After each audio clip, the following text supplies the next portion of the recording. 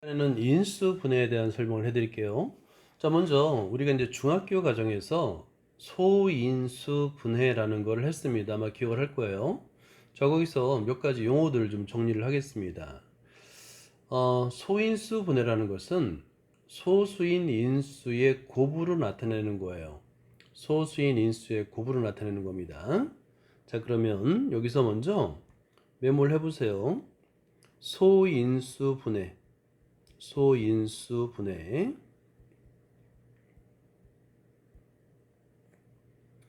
소수인 인수의 곱으로 나타내는 거예요. 곱으로 나타내는 것. 이거를 소인수 분해라고 했어요. 아마 기억을 할 거야. 이때 중요한 게 있어요. 소수 그리고 인수라는 말입니다. 자, 소수라는 말은 일과 자기 자신 이외에 약수를 갖지 않는 수잖아. 그지? 근데 다항식에도 소수 개념이 있어요. 기약 다항식입니다. 자, 이거 뭐냐면 소수와 같은 힘인데 다항식에서는 기약 다항식이라는 게 있어요.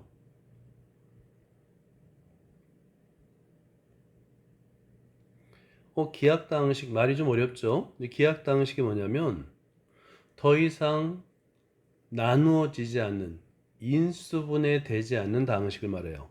더 이상 인수분해가 되지 않아요. 인수분해가 되지 않는 다항식입니다. 이거를 기약 다항식이라는데 우리가 이제 말하는 인수분해라는 게 기약 다항식의 곱으로 나타나는 거예요. 다항식을 기약 다항식의 곱으로 나타내는 거예요.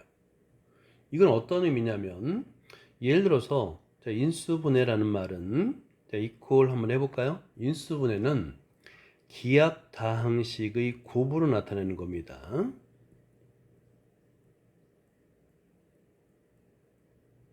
이 곱으로 나타내는 것을 우리는 인수분해라고 할 건데 어떤 개념이냐면 중학교 과정에서 배운 내용과 비슷한 거예요. 뭐냐면 중학교 때 인수분해를 배우면서 우리는 합성수라는 걸 배웠어요. 기억나나요? 합성수.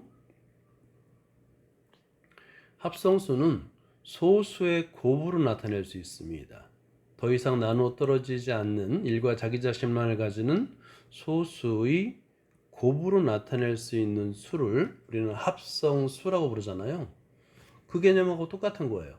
근데 중학교 과정에서는 수에 대해서만 다룬 거고 우리 고등학교 올라와서는 인수분해 다항식에 대해서도 만족한다. 물론 이제 간단한 거는 중학교 과정에서 배웠어요. 그걸 바탕으로 우리가 이제 좀 더 복잡한 걸 배우게 될 겁니다. 이렇게 이제 개념을 조금 연결하면 되겠고요. 자, 한번 인수분해를 한번 해볼까요? 인수분해. 자, 여기서 인수분해 공식이 있는데 이거는 우리가 중학교 과정에서 이미 배운 거예요. 중학교 과정에서 지금 인수분해 공식은 이건 선생님 반대로 얘기했다. 중학교 과정이 아니라 곱셈 공식의 역관계로다가 배우는 겁니다. 오케이? 그러니까 별도의 증명이 필요 없어요. 이거 성립한다는 것은 곱셈 공식에서 우리가 증명을 했고요. 그거의 역관계입니다. 그리고 이제 왼쪽에 중학교 과정에서 배운 인수분해 공식이 나와요. 이거는 기본적으로 이 중학교 과정에서 배운 인수분해 공식은 별도의 증명 없이 사용합니다. 그리고 이 중학교 과정에서 배운 인수분해 공식을 이용해서 고등학교에 이 인수분해 공식 새로운 것을 증명할 수가 있어요.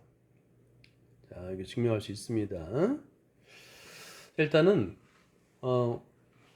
인수분해 공식은 열심히 외워야 돼요. 열심히, 그것도 정확하게 외워야 됩니다. 기본적인 거 지금 1번, 2번, 3번을 외운 다음에 얘를 응용하는 것도 이제 공식이 있어요. 응용하는 공식이 있는데 그것도 외울 겁니다. 자, 인수분해 공식은 여러분들 시간을 내서 열심히 손으로 쓰면서 암기하면 되는데 정확하게 암기해야 돼요. 정확하게. 1번, 2번, 3번 번호는 3개지만 여기에 5개의 공식이 나와 있는 거 볼 수 있을 거예요. 이때 여러분들에게 힌트를 주자면 여기서 이제 세 번째 A의 세제곱 더하기 B의 세제곱인 경우 맨 앞에 나오는 게 같은 부호입니다. 부호가 같아요. 이렇게 부호가 같습니다. 반대로 뒤에 나오는 것은 반대예요. 부호가 반대입니다. 빼기가 돼요. 마찬가지로 여기 뺄셈이면 맨 앞에 A 빼기 B가 나오고요. 중간에 나오는 뒤에 나오는 식에서는 부호가 반대 플러스가 됩니다. 뭐 이런 것들을 잘 눈여겨보면서 외우면 그나마 도움이 될 거라고 생각합니다. 자, 보자. 예제를 보자. 인수분해하시오. 다항식의 곱으로 기하 다항식의 곱으로 나타내시오입니다. 그럼 얘가 관련된 기본 공식이 있는지를 보면 되는 거예요. 자, 1번을 볼게요. 1번을 보면 이렇게 각 항의 제곱의 합이 나타나고 개수가 모두 2의 배수인 경우는 얘는 세 항의 덧셈의 제곱에 관한 식으로 바꿀 수 있어요. 자, 그래서 이렇게 x의 제곱, y의 제곱, 2z의 제곱 한 다음에 2xy, 2yz, 2zx 이렇게 나타낼 수 있는 겁니다. 결국에는 x 더하기 y 더하기 2z의 제곱인데 요거는 이제 몇 번 하다 보면 눈에 보여요. 요 양식이 꼴이 보입니다. 부호가 플러스 마이너스면 좀 더 복잡해지긴 하지만 어렵지 않아요. 자, 2번도 마찬가지예요. 2번도 이게 보입니다. 몇 번 쓰다 보면 문제를 풀다 보면 실제에는 x의 세제곱 마이너스 3x의 제곱 곱하기 3 그 다음에 이렇게 식으로 나타내는 거예요. 위에 공식에 맞게끔 식으로 나타내는 겁니다. 그러면 여러분들은 어떻게 하면 되냐면 이걸 문제를 풀 때 일부러 공식을 한번 써보는 거예요. 자, 방금 전에 우리가 이제 외웠던 공식이 있잖아요. x의 세제곱, a의 세제곱. 자, 한번 같이 써볼까요? a의 세제곱 마이너스 3a의 제곱 b 플러스 3ab의 제곱 마이너스 b의 세제곱 일부러 이렇게 써보는 겁니다. 그런 다음에 무엇이 a고 무엇이 b인지를 찾으면 되는 거예요. 오케이? 찾는 것도 쉬워요. 왜냐하면 맨 마지막에 마이너스 b의 세제곱인데 마이너스 27이잖아요. b는 3이네요. 그죠? 금방 할 수 있죠. 3의 세제곱이 27이니까. 그래서 어렵지 않게 이거를 아래 주어진 식대로 쓸 수가 있는 거예요. 자, 그러면 x의 세제곱 마이너스 3 곱하기 x의 제곱 곱하기 3 더하기 3 x 그 다음에 3의 제곱 9가 되겠네요. 네, 마이너스 3의 세제곱 이렇게 쓸 수 있는 겁니다. 자, 1번을 먼저 연습 삼아서 1번의 식을 보고 어떤 공식을 이용할까 그걸 한번 선택해 보세요. 자, 노트에다 적고 풀어보세요. 자, 1번을 풀어보도록 할게요. 일단은 64x의 세제곱이 나왔는데요. 자, 어떤 식을 세제곱하면 64x가 되느냐인데 4의 세제곱 이 64죠. 그러니까 결국에 4x의 전체의 세제곱이라는 걸 알 수 있는 거예요. 자, 하나 찾았죠? 그리고 맨 마지막 항이 1이에요. 그럼 1의 세제곱이잖아요. 아, b는 1이구나. 그리고 다 덧셈이니까. 자, 그러면 두 번째 항은 3 곱하기 4x의 제곱 곱하기 1이 되겠고요. 세 번째 항도 마찬가지죠. 3 곱하기 4x 곱하기 1의 제곱 그리고 1의 세제곱 이렇게 나타낼 수 있죠. 자, 그러면 이제 어렵지 않게 이 결과를 쓸 수 있는 거야. 아, 얘는 4x 플러스 1이 세제곱이구나 라고 풀 수 있는 겁니다. 자, 2번을 볼게요.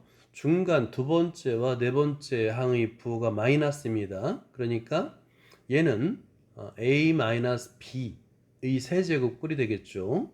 자, 이것도 한번 풀어보세요. 자, 2번은 좀 쉬운 문제죠. 왜냐면 x의 세제곱으로 친절하게 주어졌고 맨 마지막 항도 마이너스 2y의 세제곱. 그러니까 a는 x고 b는 2y라는 걸 아주 쉽게 찾을 수 있어요.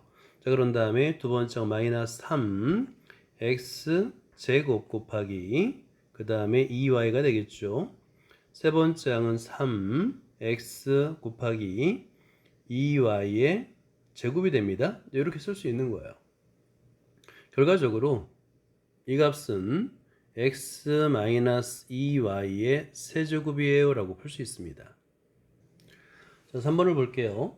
자, x의 세제곱 더하기 64y의 세제곱인데 얘는 x의 세제곱 더하기 4y 전체의 세제곱이 되겠죠.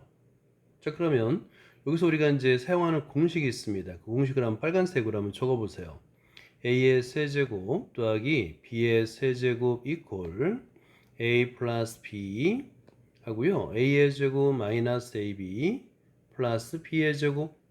자, 이렇게 한 번씩 공식을 손으로 적어가면서 외우면서 푸는 거예요. 그러면 좀 더 빠르고 정확하게 내 것으로 만들 수가 있습니다.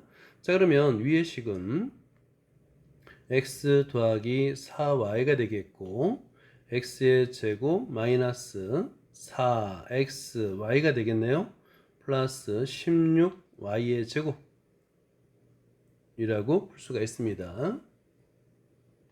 자, 4번을 볼게요. 이 4번도 마찬가지입니다. 기본 공식을 우리가 이제 쓸 수 있는데요. 얘는 x의 세제곱 마이너스 3의 세제곱이라는 것을 이제 확인하고요. a의 세제곱 마이너스 b의 세제곱을 이용하겠죠. 그럼 a 마이너스 b 하고 a의 제곱 플러스 ab 플러스 b의 제곱 이렇게 쓰면 됩니다. 자, 그런 다음에 a가 x고 b가 3이구나. 자, 그러면 x 마이너스 3 x의 제곱 더하기 3x 더하기 9라고 쓸 수가 있는 겁니다. 자, 이제 2번을 볼게요. 우리가 이제 복잡한 다항식에서 공통 부분을 먼저 찾아보면 이 문제가 좀 쉽게 바꿀 수 있습니다. 바로 치환이라는 건데요. 치환, 다른 문자로 놓는 겁니다. 예를 들어서 x의 제곱 마이너스 3x가 공통으로 있다 보니까 이거를 x라 하면 이게 만약에 서술형으로 나오면 요거 정의 반드시 써줘야 됩니다. 그러니까 문제에서 주어지지 않은 새로운 문자를 사용할 때는 반드시 정의를 적어야 돼요. 안 적으면 감점입니다. 그런 다음에 문자가 이제 대문자 x에 관한 2차 식으로 간단하게 되면서 인수분해를 하고 인수분해가 완료된 다음에 대문자 x 대신에 원래 치환했던 소문자 x의 제곱 마이너스 3x를 놓는 거예요. 그리고 인수분해가 되면 하고 안 되면 멈추는 겁니다. 인수분해가 되는 것은 반드시 인수분해해야 돼요. 인수분해가 안 되면 그냥 멈추면 됩니다. 자, 연습을 한번 해보자. 문제 2번을 보세요. 자, 문제 2번은 선택을 하면 돼요. x의 제곱 더하기 5x를 치환해도 되고요. 근데 x의 제곱 더하기 5x 하나는 플러스하고 하나는 플러스 6이잖아요. 치환을 하는 방법이 몇 가지가 있습니다. 아예 x의 제곱 더하기 5x 더하기 4를 치환할 수도 있어요. 그러면 뒤에 있는 식은 치환한 값에다 2만 더하면 되잖아요. 자, 문제를 풀어보세요. 자, 여기서는 x의 제곱 더하기 5x 더하기 4를 대문자 x로 치환할게요. x라 하면 요거는 좀 생략하겠습니다. 여러분들은 x라 하면 이라고 써야 돼요. 자, 그럼 x라 하면 위의 식은 어떻게 되냐면 자, 이퀄 하고요. x 곱하기 x 더하기 2가 됩니다. 마이너스 24가 되겠죠. 자, 그런 다음에 x의 제곱 플러스 2x 마이너스 24인데 6, 4, 24죠. 자, 그래서 이건 인수분해 되는 게 x 대문자가 아니라 소문자가 아니라 대문자 x 플러스 6 대문자 x 마이너스 4가 됩니다. 자, 이렇게 인수분해 한 다음에 이걸 원래대로 대입하는 거야. 대문자 x 대신에 x의 제곱 더하기 5x 플러스 4를 대입하는 겁니다. 자, 그러면 x의 제곱 더하기 5x 더하기 4인데 플러스 6이니까 플러스 10이 되겠고요. 그 다음에 x의 제곱 플러스 5x 그 다음에 플러스 4인데 마이너스 하니까 여기까지입니다. 자, 그리고 앞에 있는 다항식 x의 제곱 더하기 5x 더하기 10은 인수분해가 안 돼요. 인수분해 되는 것만 하면 되는 거예요. 자, 뒤에 식은 인수분해 공통인수 x로 묶어줄 수 있잖아요. 그래서 x 더하기 5 그리고 x의 제곱 더하기 5x 더하기 10 이렇게 쓰면 됩니다. 자, 예제 3번을 설명해 드릴게요. 치환을 할 때 우리가 이제 보통 공통인수를 x로 넣는 거 맞습니다. 그걸 치환으로 하는데 목적 자체가 복잡한 거를 간단하게 나타내는 거잖아요.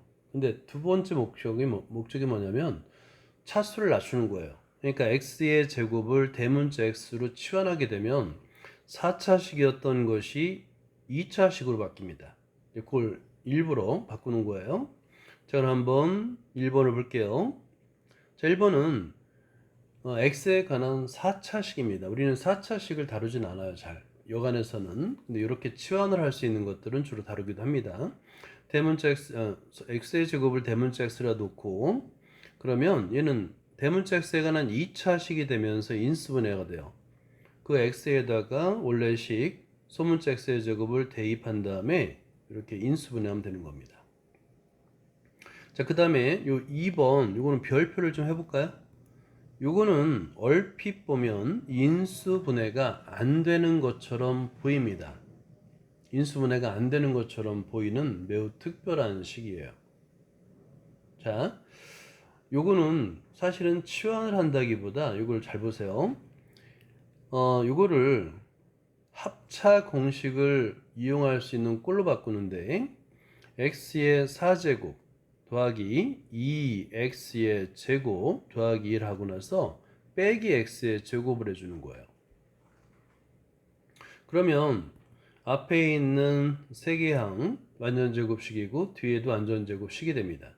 다시 말해서 얘는 x의 제곱 플러스 1의 제곱 빼기 x의 제곱이 돼요.